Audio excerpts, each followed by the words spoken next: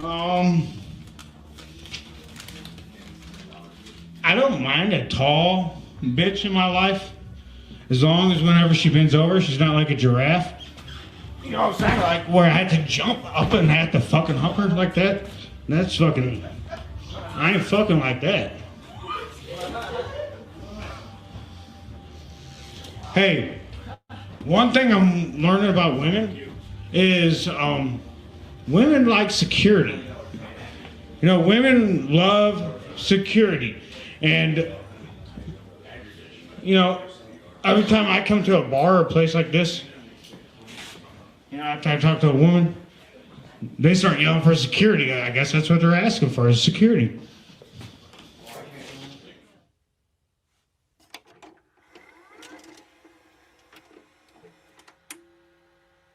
I don't know if it's an ability or if you have it, just you can't quit. And I've seen people quitting. And if they would have held out longer, they would have been successful. I've seen it so much. I've seen some of the most brilliant people in the world that never made it because they were quitters. Never, ever quit. Andrew McCarthy is interested in more than just a good... Listen, he's having no trouble... Could you say it again? He fell her in the white... So I dug my heels in deeper.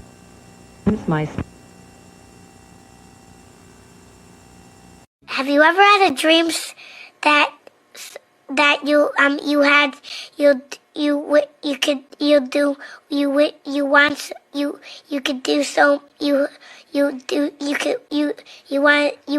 him to do you so much you could do anything?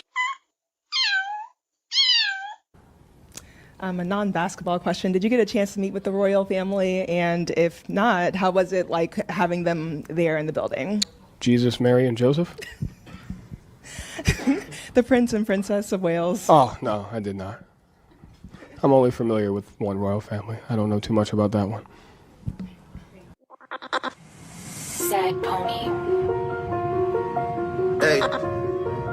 Yeah. Penny.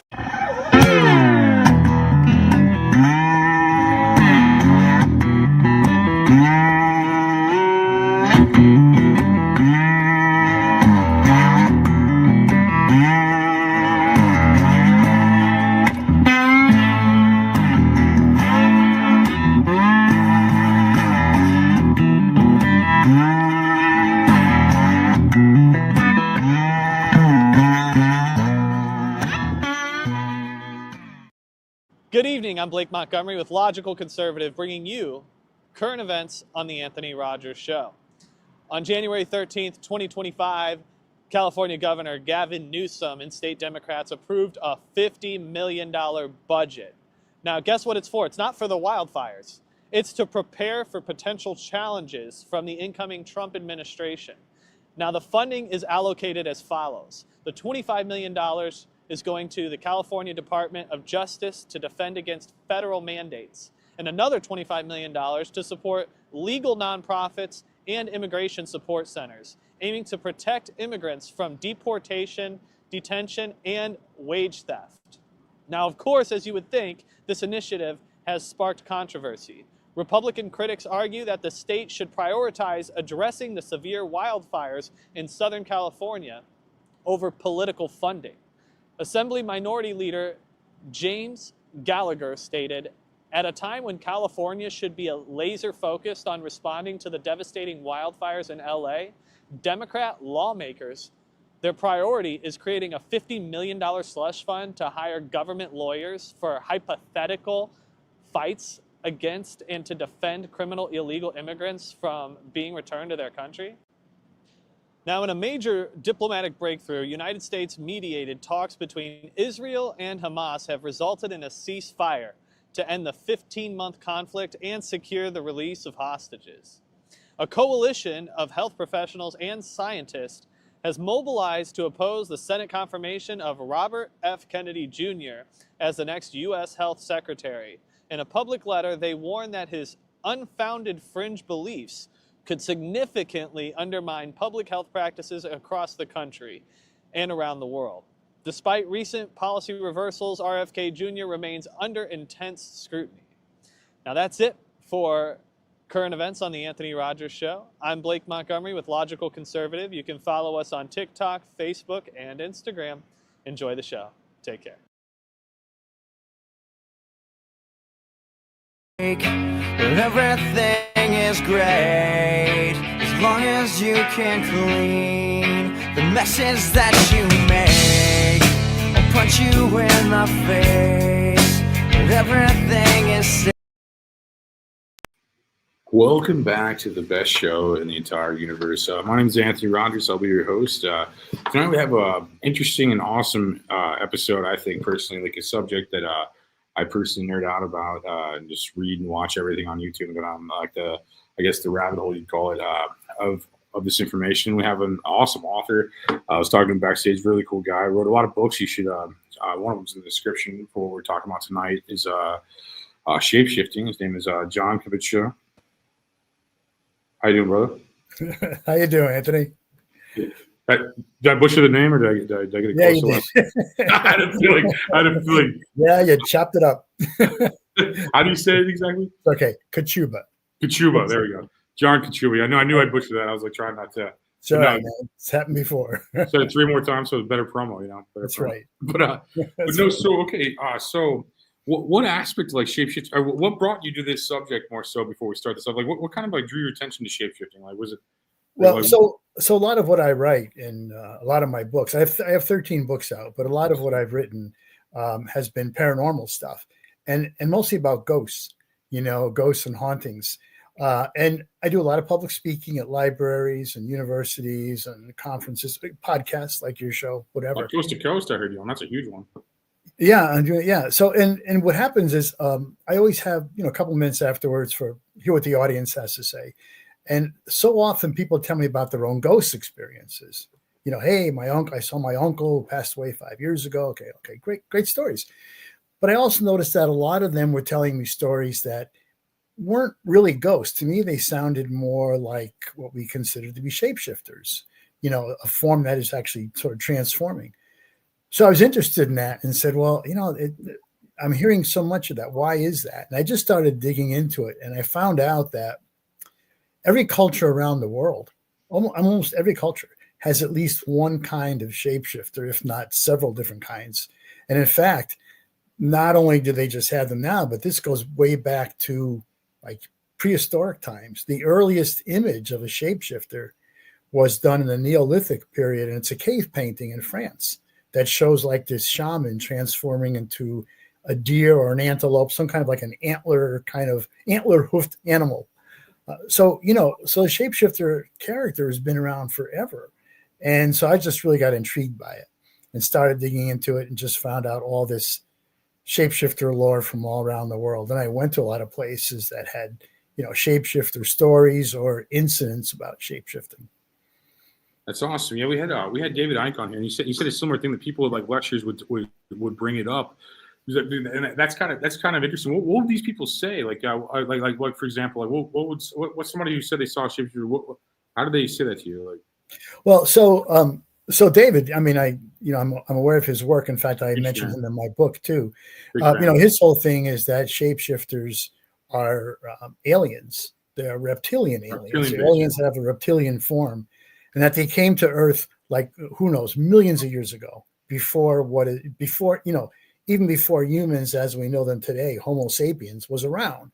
And they basically, I don't want to say intermarried, but they they had relations with whatever kind of proto-human was running around on the planet those days. And so they got all this genetic material, this reptilian alien genetic material that's been transformed and transmitted over the, eons since they landed here or wherever.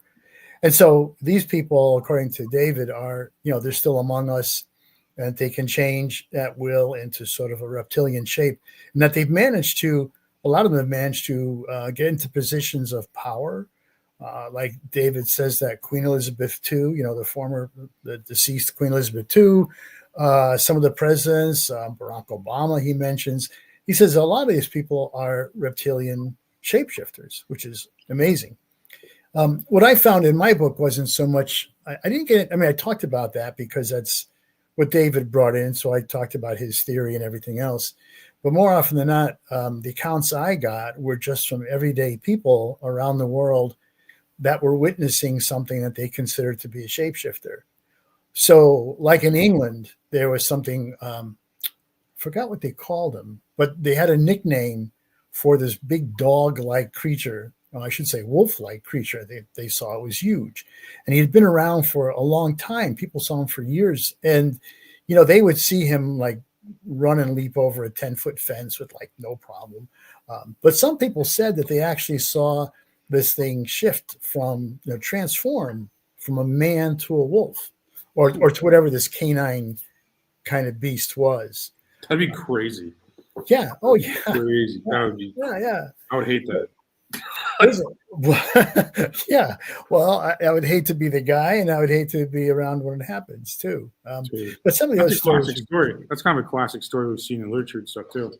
Yeah. Well, one of the classic ones that I actually went to France to research was they call it the Beast of Gévaudan, and this was again a big wolf-like creature in the 1700s in an area of France that for a period of about 3 years just ravaged all these little villages and supposedly killed like over 100 people in that time span. And when I went to that location in France, that area, there's little memorials in these little villages dedicated to people that fought off the beast or that were killed by the beast. And to this day, nobody really knows what that thing was.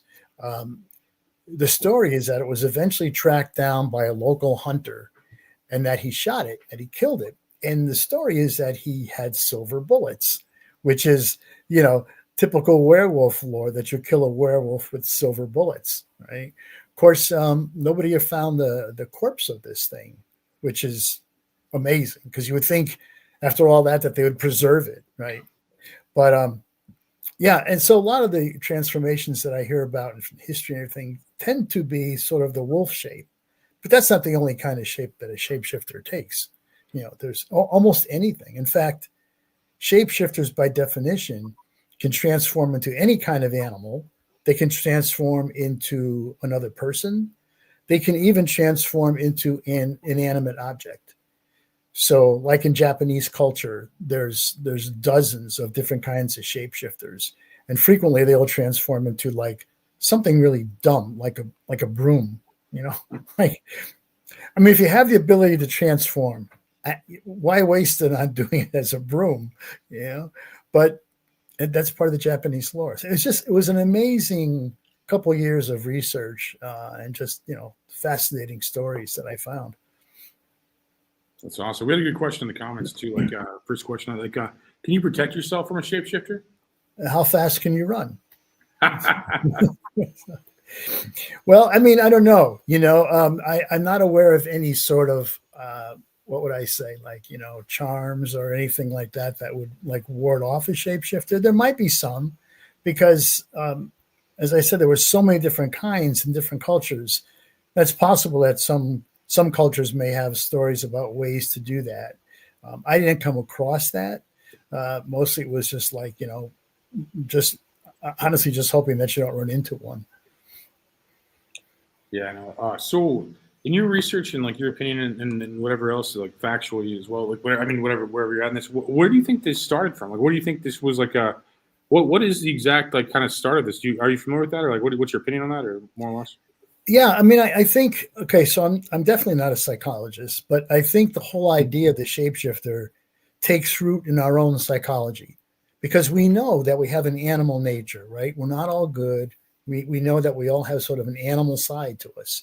And the only thing that sort of keeps us in check is, our sense of morality, maybe our religion, the actual laws of where we live. If you go bite somebody, we're probably going to arrest you and put you in jail, So those kinds of things keep us in line.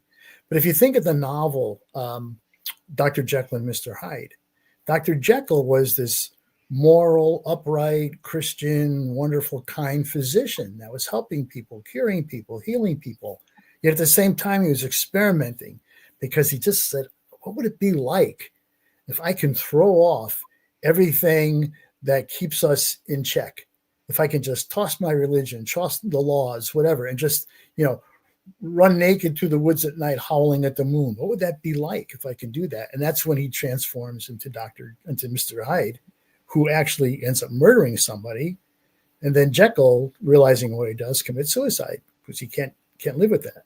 So where I'm going, it's kind of a long story, but the point I'm trying to make is that I think we all are aware that any one of us can do something bad, maybe not horrifically bad. We're not all serial killers, I hope. But, we all have moments when we lash out at somebody or we lose our temper. I mean, all this stuff that we're not in control, right?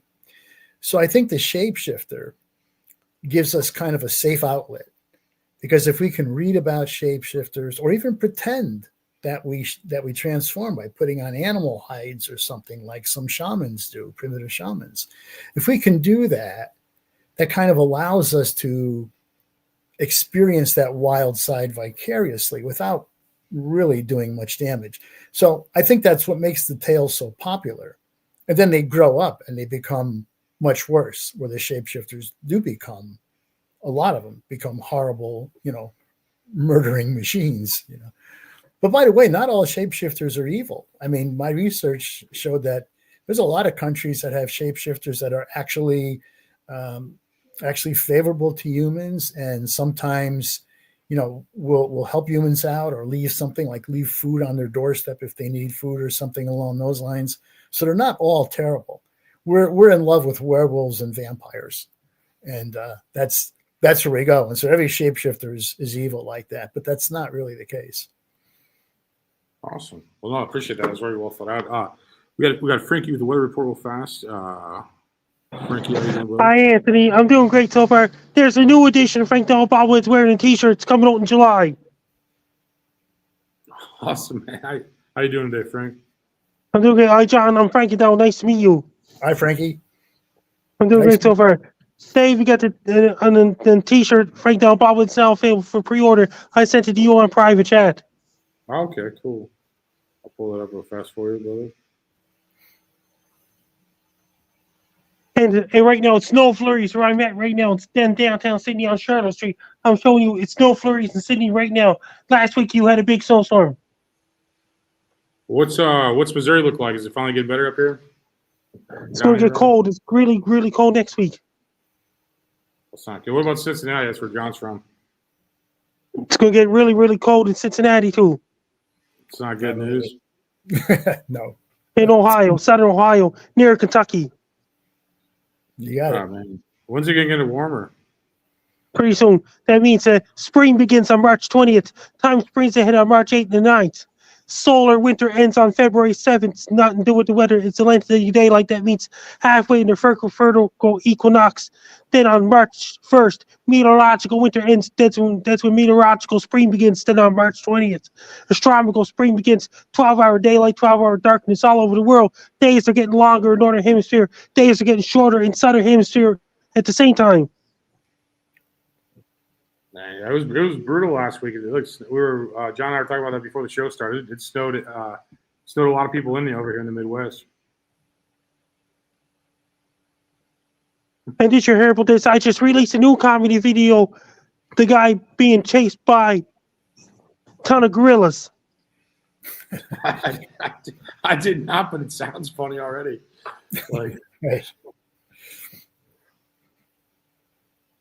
Have you ever seen a shapeshifter, Frankie? No, there's no such thing as a shapeshifter in real life. I'm not saying all that, but I don't know. You don't believe in shapeshifters? Me? It's not real in real life. I don't know. I'd have to see. I don't know. I hear a lot of stories though. I don't know. See this. You ever see those celebrity shapeshifting on the internet? No, and not true. That means celebrities don't shapeshift either. You don't think Justin Bieber's a shapeshifter? Not at all. Well, John, what do you think? You think is Frankie right, or is it fiction, or is it real? What do you think? Yeah, I tell you, I agree with Frankie. I think there's probably an explanation for things that we've cited, where people say they've seen things. I mean, But I make a little bit of an exception in that I do believe there are people that don't necessarily shift or transform in the sense of a physical sense, but that internally there's something about them. And I think of like some people, for instance, some serial killers, like Ted Bundy, for instance, who always appeared as this very, kind of collegiate kind of guy, clean cut guy, young guy, would help people out, help little old ladies put their groceries in the cart and everything else, and then kill them, So, I mean, how do you make that kind of a transformation? So I do think there is something, actually in my book, I kind of talk about the idea of internal shape-shifting versus external. So I think in that sense, there's something going on that I would consider, being a transformation. Interesting. I don't know if Frankie's buying that one, but there's no shapeshifters in real life. There you go. Final word. What if there was? How could you be so sure or certain? There's none in real life. I just didn't know if you had any evidence on that. That's no. I don't know what I believe. I don't know if I wouldn't rule it out, but I wouldn't. I wouldn't say either. Really, I don't know.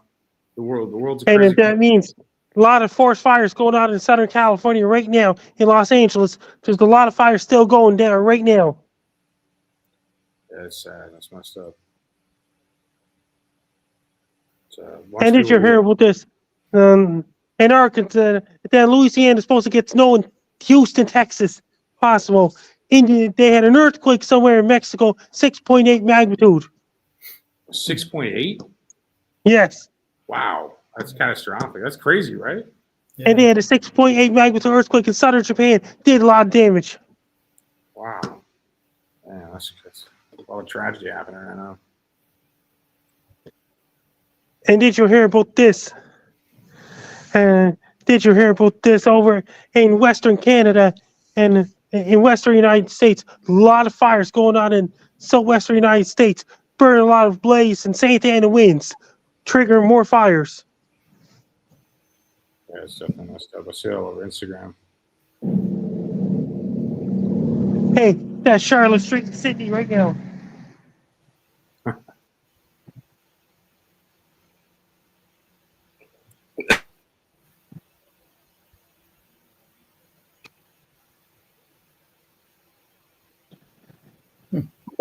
And did you hear about this?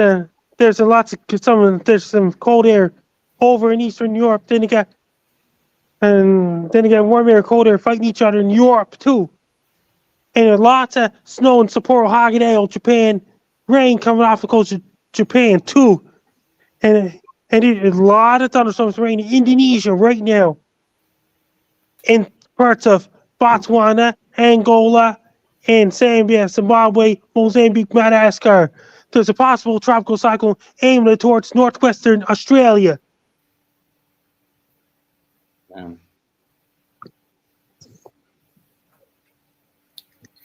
Down in Antarctica, they'll be starting to get some darkness next month in Antarctica. Up in Barrow, Alaska, on January 23rd, there'll be first sunrise of 2025. Up in Barrow, Alaska, up above the Arctic Circle in Barrow, Alaska on January 23rd. Wait, it's still dark in Alaska right now? Is that what you're saying? Yes. Next week, they'll be starting to get some light up in Alaska gradually, bit by bit, through February, March. That's super interesting, actually. I knew they had dark months, but... Once again, in the end of May, the month of June, there will be 24-hour daylight up above the Arctic Circle. That's interesting. Yeah, I knew that happened. I just didn't think those happened right now. It's interesting.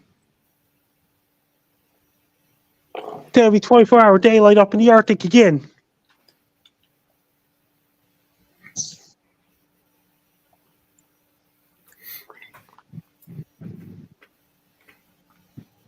There is no such a thing as shapeshifter in real life.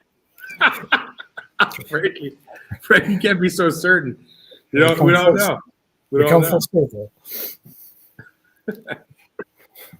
Well, you got any questions for John about shapeshifters or anything before we get out of here? How is the shapeshifter is only in the movies? or real life? Yeah, they're big in movies, that's for sure. Not in real life. Well, don't look behind you. That's all. Shapeshifters only in the movies and films. It's fictional and it's fantasy. It's not real, not reality. I love how sure you are of it. This is so funny. I love the certainty, man. I don't think I've been that certain about anything. Like that's so certain. You're just like, there's no way is it real. It's all these movies. That's interesting, by the way. And you might be right. I mean, I'm not even ruling it out. I'm just saying, like, that's a strong take. And Gina was doing in the Hot Water Show earlier today. Gino Piscante, the host of the Hot Water Show, is doing great. Well, it's good to hear, man. I'm glad you're doing good. Well, we're going to get back to the shapeshifting stuff unless you got any questions. But I appreciate the weather as always, Frank. You're always on point. If you want to follow me on social media, my blue sky is at Frankie MacD.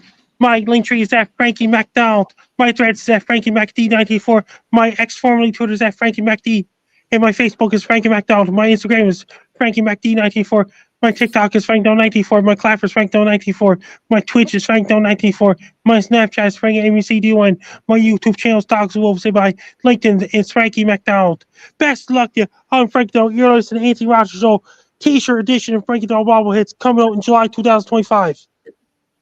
Well, thank you, Frank. I appreciate you, man. Appreciate your weather. You're a genius, and thank you for your help. Thank you for this week's weather. Wow. Well, he knows his weather. He's always right. Like he has not been wrong since he's been on this show. It's crazy. He's got all these detailed facts on weather. So no, he's on point. So you don't believe in shapeshifters either? Well, I think the traditional image of shapeshifters I find hard to believe.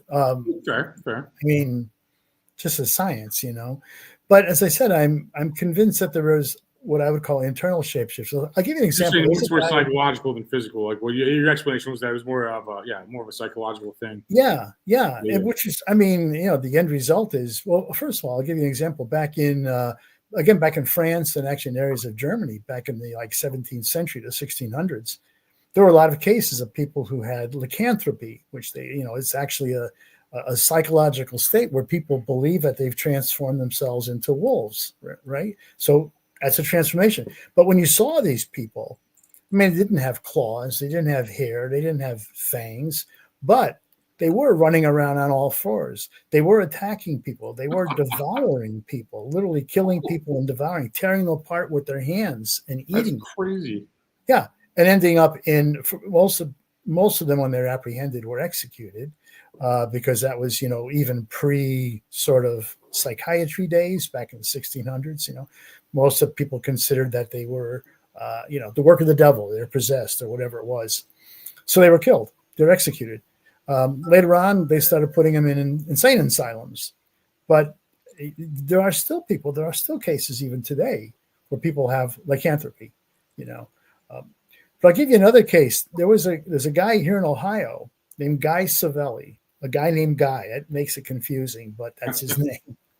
And he's a martial arts expert in so many different forms of martial arts. But he also does a lot of stuff with mind control and remote viewing and a lot of things like that.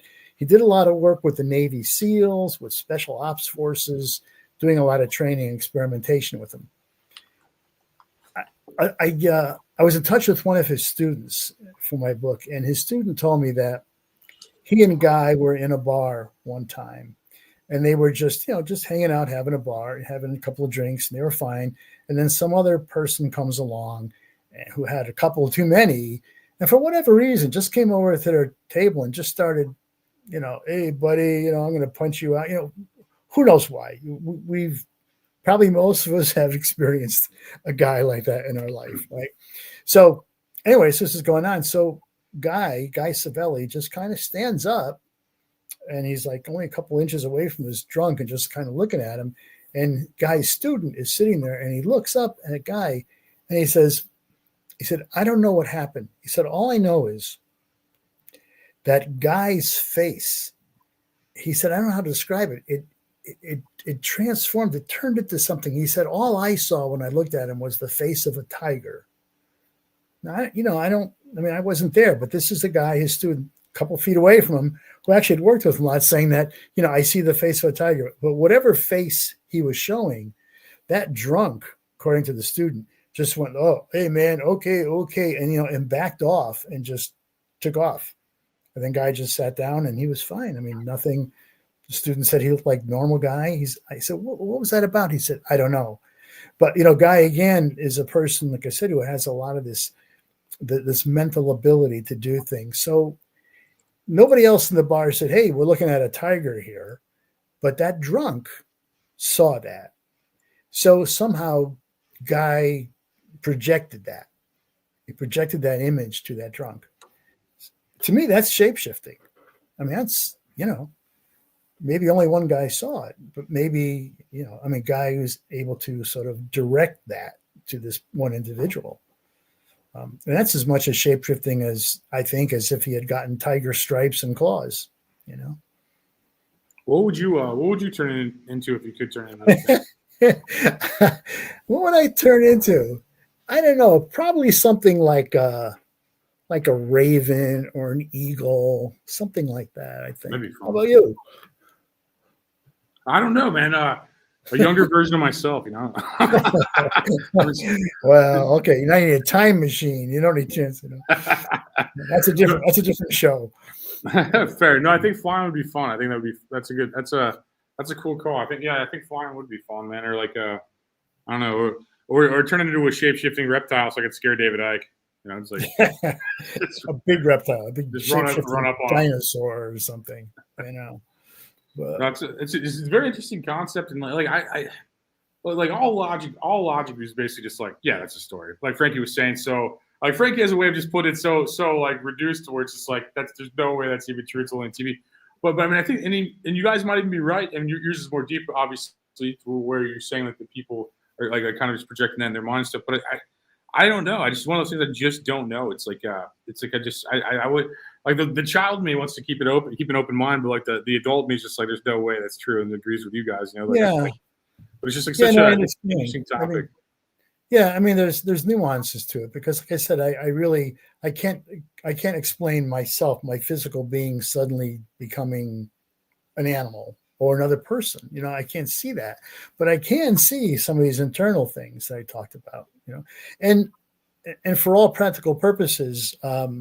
My book's got accounts of people who have had experiences where they have seen transformations, and I mean, some of the articles I had were from the New York Times and places like that are, legitimate news outlets and not just some little rag that somebody put out in their basement. And yet they're talking about these things. So I don't know what to make with that. I don't know what to do with somebody that says, well, I saw this. I mean, I was there and I saw this thing happen. Well, it's like when people talk to me about ghosts and say whatever. I said, well, you've had an experience. I'm not denying your experience. You saw something happened in your experience.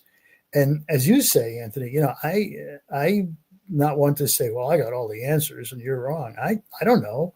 I mean, the universe, the multiverse, is too vast for me to say that I've got the answers to everything. Yeah, weirder things have happened. It's like, it's just like, it's like I don't know what to think a lot of the times. It's like, and I think that's important. I think for myself anyway, it's a goal. It's like I can be very closed-minded, so I try not to be, because I can be way more. I mean, just like I just it's just like something I just like to keep open. And it's kind of insane, like to even kind of think there's a possibility is kind of insane sounding. At least like it's just like. And I don't know. It's just kind of an interesting thing. And like I think, what kind of things do people turn into that have told you? Is it always wolves, or is it like different things? Or you said a tiger in the bar? Is there like certain like a theme to these? Or you notice any patterns with people that say anything? Or I don't know about patterns. I mean the typical shapeshifting experience seems to be into an animal, right? And it does seem like canines are really popular, like wolves to werewolves. In the Southwest, you have some of the native people there, the indigenous people, like the Utes and the Dene people. They talk about skinwalkers. And skinwalkers, are shamans that transform into something. And typically they transform into like a coyote or a wolf. Again, some kind of a canine animal. So that seems pretty typical. Interesting. But you go, like I talk about the the Bushmen in Africa, in the Kalahari Desert. Some of the Bushmen who are shaman, they go out hunting, and they believe that they transform. They go through these rituals of dance and everything, and they wear the animal pelts, and they act like the animal in some of these dances, and they also take some hallucinogenics from the environment, whether they're mushrooms or whatever else that'll give them kind of a buzz.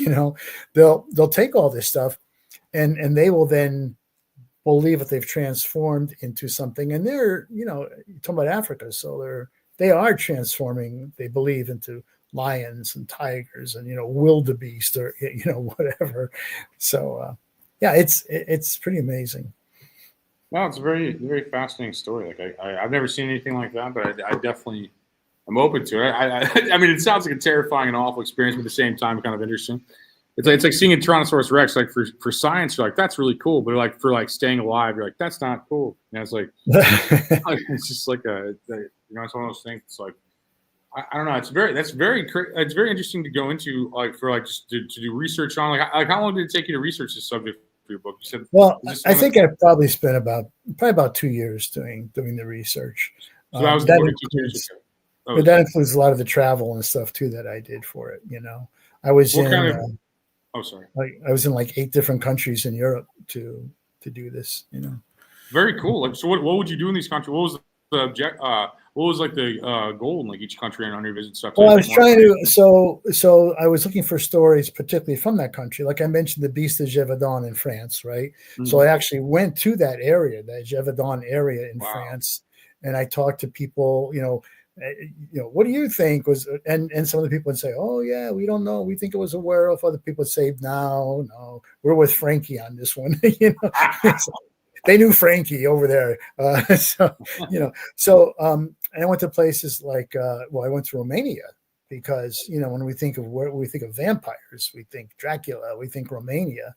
So I went to all the locations, the historic sites that were affiliated with Vlad the Impaler, who was an actual ruler in Romania, that it's believed that Bram Stoker modeled his Count Dracula off of this guy. So I went to like the house that he was born in.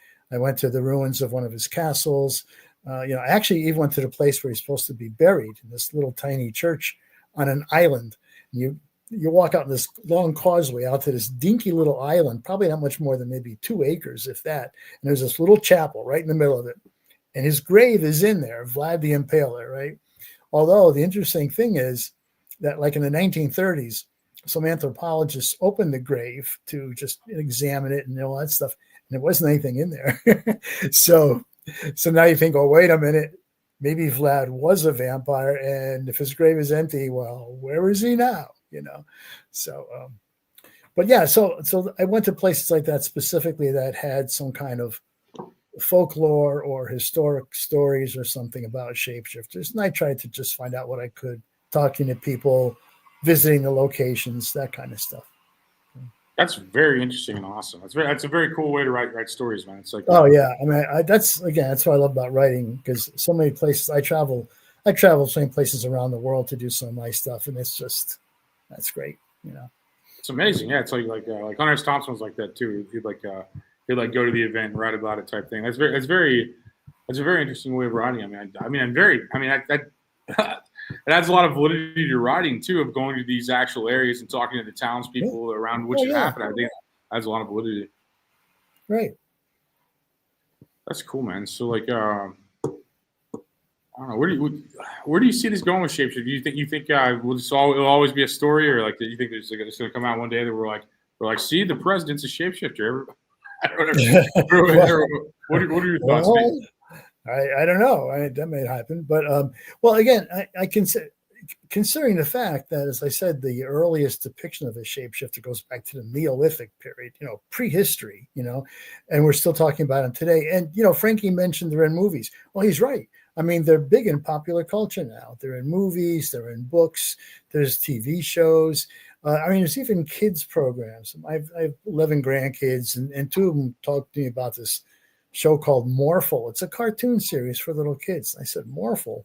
And Morphle is this little, it's like a round gumdrop with legs and eyes, right? And Morphle is a magic pet that you get at a magic pet store, according to the show. But Morphle is owned by this little girl, and she can tell Morphle, hey, change into a fire truck. And he does. And then, okay, he changes back. Hey, change into a horse. And he changes to a horse. So that's shapeshifting. It's funny. It's humorous. It's not like what we consider, but it is shapeshifting. And it's in all that stuff. Even if you look at products, I mean, I was looking at consumer products. There's all kinds of beers with, werewolf images on them and shapeshifter stuff. And there's food products, candy. There's all kinds of things, So it's out there. It's part of our culture and part of cultures around the world. So it's not going anywhere. It's going to be around. Yeah, there's a book when I was a kid called like Animorphs or something like that. I think it's something like that. Like where it was like I was actually trying to make a graphic with your face turning into something for the podcast graphic because that would have been cool. I was trying to. I'm like, I'm gonna mess this up. I'm just gonna go. But I was trying to make it to where like it was like your face turning into like slowly into like I don't know, something cool, man. Like that's what those books used to look like, and those were always fascinating covers. And like I was more into Goosebumps in my generation, so I never read those, but I did like the cover, and those were definitely it's definitely a very popular story in that. And I think it's just such a fascinating subject that is. I would go through those YouTube videos watching the celebrities like their eye change for 3 seconds. Yeah. I'm like, well, did you see it? No, did you see that? Or like there's this Elvis. Have you seen the Elvis one where like he's like in black and white, like at some party or some like thing? He's doing something and like his face like molds all weird. No, I haven't seen that one. I'll have to look it up. I might have to pull it up with you on here. Yeah, I may have to pull it up there with you on here. Like that just makes it crazier. I saw some of the the eye videos that you're talking about. What are your thoughts on those? Well, I have a hard time believing a lot of videos because there's so much what you can do with a video. Now if I saw somebody, if I was looking at somebody and I saw their eyes change like that, I might have a different thought about it. But I don't trust a lot of the videos. Especially now. And this one might be. No, I appreciate your honesty. Like, I'm not just going with it just for. I appreciate you just being real about it, man. It's a really, really honest answer. Elvis here, like this can be chalked up to film quality too, I'm sure. But but it's still like wildly entertaining to me. Like, I don't know if this is. I think you can write a news. His face is like shifting while weird the whole time. Like, I'm gonna have to zoom in on that. You see what I'm saying? Yeah, that's looks like the other guy is too, maybe. Yeah, it's a weird thing. And they all cover him in a second. Like he like they start to see his face being like right there. Like it's just moves weird. It's weird looking. Yeah, it keeps changing too. His face in particular, and they all cover him up eventually when they see it. Like it's just like the Memphis Mafia or whatever they're called. Like he's just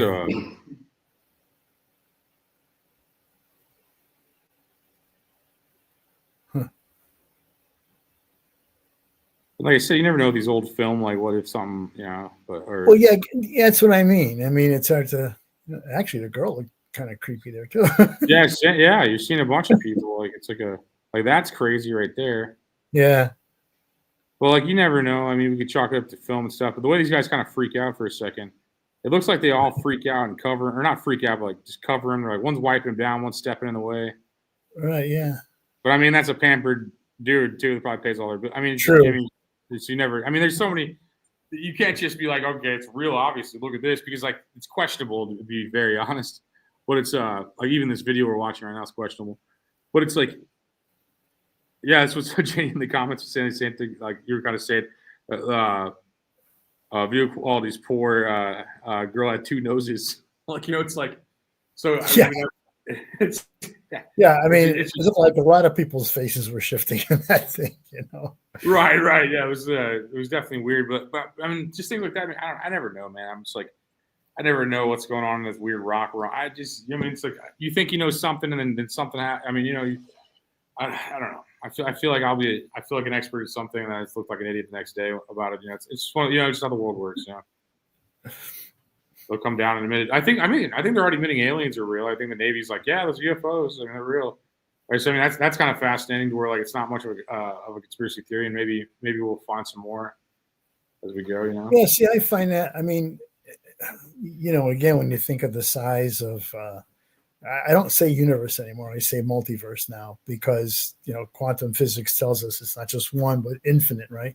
I mean, what are the odds that in that entire infinite, infinity, that we are the only little dot that's got some life on it?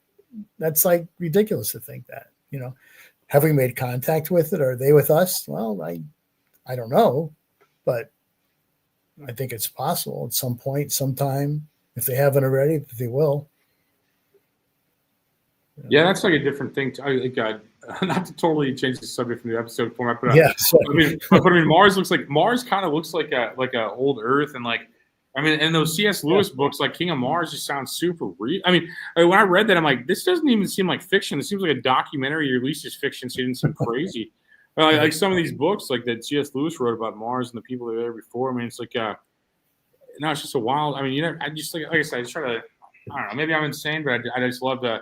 I love to keep that childlike thing of who knows what's possible. It's like aspect, and that's. It's kind of a cop out, not taking a side too in a lot of ways. But I think Einstein had this quote where he said that he did not want to live. He said, "Universe says I wouldn't want to live in a universe that had no magic in it." And what he meant was, he meant he didn't really mean magic as much as what you're talking about. Like mystery, like not everything is. There's still things to be solved, still things we don't know, and he was happy with that. He said, "I don't want to live where we have all the answers and everything." So he always wanted to be questioning, what else is there, what more is there, and that's how we advance. That's how we discover things. No, I agree. It's how we beat Japan. I'm just joking. Yeah. Okay. I'm just messing around. We could go down that road. No, Einstein's very interesting. I love a lot of his work, man. I like the parallel dimension thing and a bunch of others. He was a very interesting guy. If anybody was a shapeshifter, it's probably Einstein, right? Okay. I'm not sure about the hair, but that would be fun, man. Well, is there anything you want to throw out that we may have missed, like any kind of subject that you think is very fascinating that you may want to? We've got a lot of people watching, so you may think is worth bringing up before we go into the promo. No, other than people should know that the book is called Shapeshifters: A History, and it's it's a nonfiction look at the whole shapeshift culture, and that it's out. If they can't find it in their bookstore, they can certainly find it on Amazon, or actually any of the online. You can find it on Walgreen.com, BarnesandNoble.com. They all got it. It's in the link after John's bio in the description. Okay. And my website. About John, and then you got a good bookstore option. Check it out and stuff. Good. Yeah. In the description, people watching this, and then Google his name, Google the book. Great concept, man. I love that you travel. It makes it even cooler that you traveled all these locations to do that, man. And I wish I was smart enough to be a writer. So congratulations on your success and all that. It's like thank you. Thank you. It's a very cool thing, man. And he wrote 13 other books, or 12 other books rather. So if you want to check those out too, obviously you can search his name and stuff like that. I appreciate you coming on here, brother. And if you got other subjects, you're more than welcome. You're a very cool and interesting person. So I'm open to other things down the road. But no, cool. And then if anybody has any questions before we get in, feel free to ask. So before we wrap up, we're kind of just get out of here. But cool. Yeah, I will be next week. I will be in Las Vegas. I think doing the show. We're down there for the AVNs. So if you guys are watching next week, we'll be interviewing porn stars. So if you have any scientific questions to ask these ladies, make sure to let us know. We'll might be some shape-shifting there. I don't know. We're going to interview shape-shifting porn stars next week. That's right. We're going to merge all the subjects together. Link in the description for anything. You can follow Frankie, you can follow John, you can follow myself. Any of that, I appreciate you guys spending your Tuesday. I appreciate John coming in here on a Tuesday night and being here. And, a little bit easier to probably do than Coast to Coast, which you can also listen. His work on Coast to Coast really good too. I listened to that the other day. It was one of my favorite shows. Is Coast to Coast. So I love all the fascinating things you guys talk about. John was awesome on there too. And I guess what does it say, dudes? Dudes are porn stars too. You want me to interview dudes for you, Jenny? We'll do that. We'll interview everybody. Okay. And anybody that'll do the show next week will be on there. So we'll probably Nikki and I will probably be live though next week. She had dance class and wanted me to. She was so bummed about the subject because she loves shape-shifting too. The co-host, her name's Nikki. She loves shape-shifting and the concept of that and all this supernatural type stuff. she had to do dance class now, but she was so just like she was like, I want to do that. Like so, but yeah, all that stuff's there. So I'm trying to think if there's anything else I'm missing. Florida, we're in Boca Raton, Florida, January 31st to February 1st at the Box 2.0 doing comedy. Come check it out here in Florida. It's not that far from anywhere else in Florida. So if you're just in the state, go there. Drive 3 hours, you check it out. What else we got? I think that's about it promo-wise. I think, next week on Avian episode. Check that out. And I appreciate John coming on. Thank you, brother. Thank you, Anthony. Buy 17 copies of his books. We're gonna rig the book charts. We're gonna sell 20,000 copies of those books tonight. So it's okay with me. Well, thank you for your time, brother. I appreciate your mind and time, and I hope you have a great night. All right. I appreciate the invitation. Thanks, man. Take care.